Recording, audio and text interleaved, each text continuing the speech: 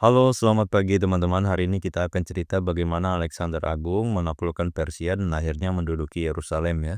Jadi setelah mengalahkan Persia, dinasti Achaemenid ini Alexander Agung dari Makedonia itu menaklukkan hampir seluruh wilayah timur dekat ya. Jadi tahun 332 sebelum Masehi, Alexander itu bergerak dari Suriah ke selatan menuju Mesir. Di jalur itu ia juga menguasai Palestina termasuk Yerusalem hari ini pada masa itu ya. Dan, saat Alexander menuju Yerusalem itu imam besar Yahudi, Yaduda dan rombongan imam keluar menyambutnya dengan pakaian putih. Jadi Alexander ini bukannya menyerang, tapi justru sujud hormat kepada nama Allah yang dibawa imam. Dan menurut Josephus, Alexander ini mengaku pernah bermimpi tentang seorang imam dengan pakaian serupa ya, yang menandakan kemenangannya atas Persia. Dan akhirnya Yerusalem itu tidak dihancurkan, sebaliknya bangsa Yahudi diizinkan hidup dengan hukum Taurat mereka dan diberi kebebasan beribadah.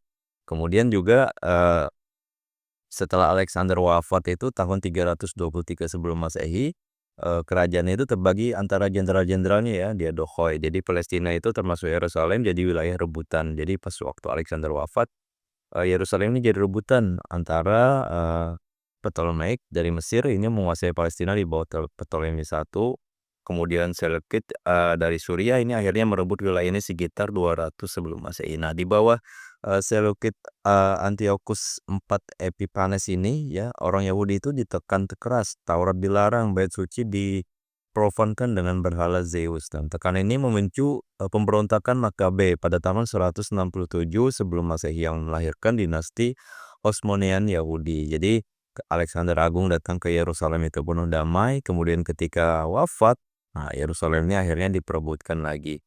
Nah ini adalah ringkasannya ya, jadi, setelah jatuh ke tangan dinasti Seleucid tadi dan terjadi penindasan di sana menimbulkan pemberontakan Makabe, jadi bait suci itu dipersembahkan kembali atau Hanukkah aja, jadi berdiri dinasti Hasmonean. Nah, jadi pada zaman Alexander itu Yerusalem itu tidak mengalami kehancuran seperti pada Babilonia atau Romawi ya.